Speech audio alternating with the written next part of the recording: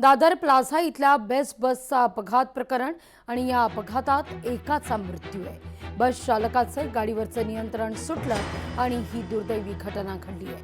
बस अपघातात दुचाकीचं मोठं नुकसान झाल्याचं कळतंय। अधिक माहिती घेऊया आपले प्रतिनिधी चेतन ननावरे यांच्याकडून। चेतन, अत्यंत दुःखद खरं तर अशी ही घटना, बाईकचा अक्षरशः चक्काचूर झालेला आहे, टॅक्सीचं या ठिकाणी नुकसान झालेलं आहे। काय या सगळ्या संदर्भात सविस्तर सांगाल? एकाचा मृत्यू झाल्याचं देखील कळतंय। निश्चित लागली सकाळच्या सुमारास या बस जे आहे ते नियंत्रण चालकाकडून सुटलेलं होतं आणि त्यानंतर जो वीर हुतात्मा भाई कोतवाल उद्यान आहे त्याला अक्षरशः वळसा घालून जे प्लाझा सिनेमागृह आहे त्याच्या कठड्यावर जाऊन ही बस आपटलेली होती आणि या वळणादरम्यान एक टॅक्सी आणि एक बाईक सहित एक छोटी उल्लू जी इलेक्ट्रिक वाहन असतं त्याला देखील धडक देण्यात आलेली होती। आणि या धडकेमध्ये आता एक 22 ते 25 वर्ष वयोगटातील अनोळखी पुरुषाचा मृत्यू झाल्याची प्राथमिक माहिती समोर येत आहे। तर दुसऱ्या ऋषभ गुप्ता नावाच्या 25 वर्षाच्या तरुणाच्या डोक्याला गंभीर जखमी झालेला आहे आणि तोही गंभीर असल्याचं स्थानिक रुग्णालयाकडून सांगण्यात येत आहे। आणखी 2 व्यक्ती या बस अपघातात जखमी झालेले आहेत, ज्याच्यामध्ये सतीश वाघमारे असं त्यांचं नाव असून 48 वर्ष वय असलेले हे कंडक्टर आणि निरीक्षक म्हणून काम पाहतात। तर महेश डोईबोडे नावाच्या 50 वर्षाच्या पुरुषाला देखील खांद्याला दुखापत झालेली आहे। मात्र एकाचा मृत्यू झाला असून दुसरा एक प्रवासी याच्यामध्ये अत्यवस्थ असल्याची प्राथमिक माहिती आहे। परिणामी हा मृतांचा वाकडा वाढतोय, काय आपलं लक्ष असेलच, मात्र सातत्याने बसचे होणारे अपघात आहेत तो आता चिंतेचा विषय पाहायला मिळतोय। अगदी चेतन, तुम्ही जो उल्लेख केला तीच खरं तर महत्वाची या सगळ्यामध्ये बात म्हणायला हवी।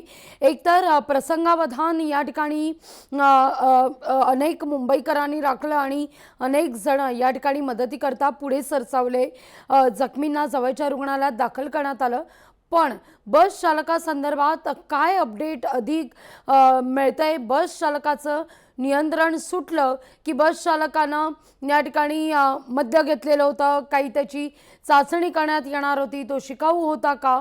काय या सगळ्या संदर्भात मागची बातमी आहे?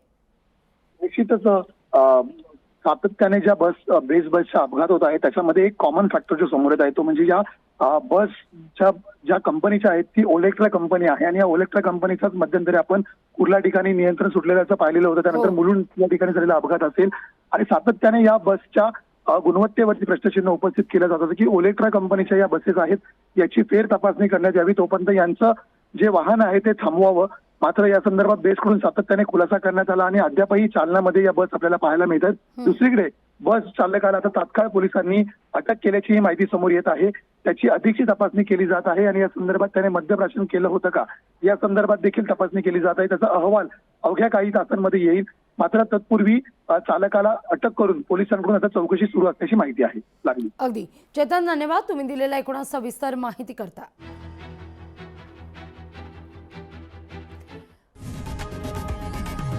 लोकशाही मराठी ऐका, पहा, जागरूक रहा।